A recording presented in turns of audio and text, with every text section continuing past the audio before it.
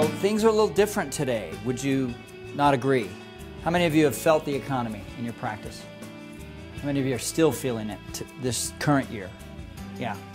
I don't know. It might feel kind of like the pictures look there. It might feel like your practice is a little bit out of shape.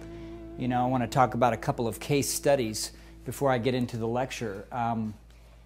I don't know how many of you have taken time to work on your business or how you've done that or what you've done, but I do certainly believe that it's important. We'll call him Dr. S. The year was 2007. He heard me speak. He asked me to come out and evaluate his practice.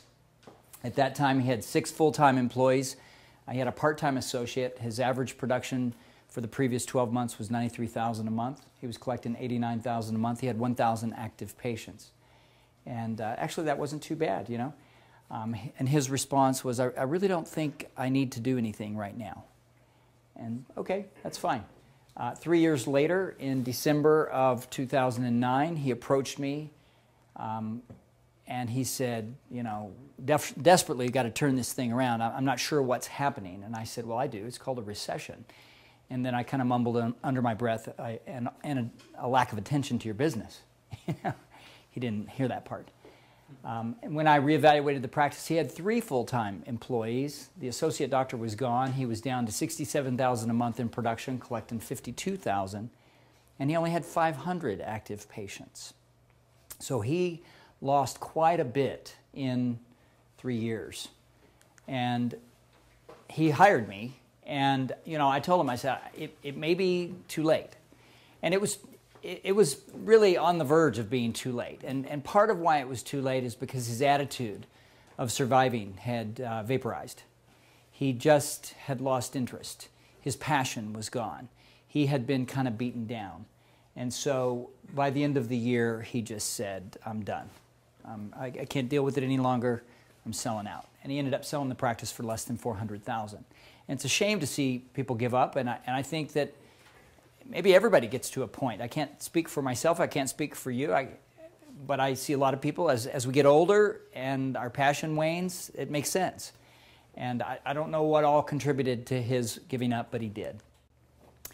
A very similar time frame, Dr. K, his practice, he too had been practicing 26 years.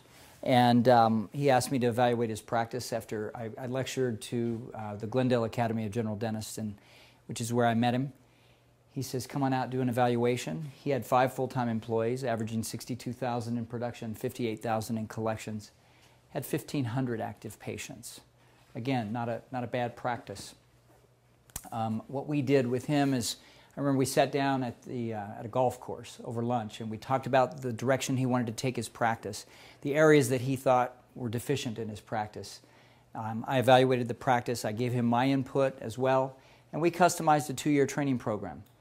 We focused on meetings every other week with his employees, and we strategically tackled one event at a time. And at the end of 2010, his results were like this. 6 still, I mean, he added, you can see he had 5 full-time employees. He has now added 1 employee.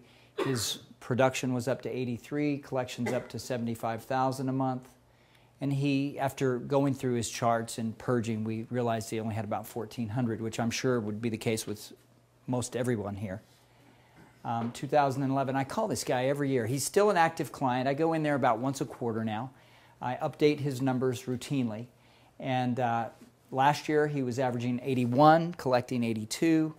This year, averaging 77 and collecting 75. And despite the economy, that's really holding pretty steady. Would you not agree? Flat is the new growth, if you haven't figured that out. And so we just hope that you're flat enough to keep your head above water, right? So his gross return on his investment was 400%. And, you know, as I work with everybody, you know, I'm not the kind of dental coach that goes in and says you got to remodel your practice and you got to add 14 employees. I would be just as concerned about your bottom line as you would be. I'm a business owner as well. But there are costs, and in his case, he needed that 1 employee. If we don't have enough employees to do the job, what happens? The job doesn't get done. What else happens? Everybody else gets stressed. And customer service begins to slide rapidly. Burnout. It's a domino effect. So in some cases, in some offices, they need more people. Nowadays, most offices are not overstaffed. In more cases, they're understaffed. So generally, when you do a little bit more dentistry, there's higher lab bill and higher supply bill. That's a quality problem. Would you not agree? I'd take it. And then he obviously had my fee. So by the time it was all said and done, he had a net return on his investment of 175%. So if you talk to Dr. K, he says, you know, I'd do it over and over.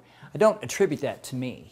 I attribute that to a man who wanted to change, period. And as you have experienced probably in your personal lives and your business lives, when we want to make a change and we set our minds to it, it's interesting what can happen.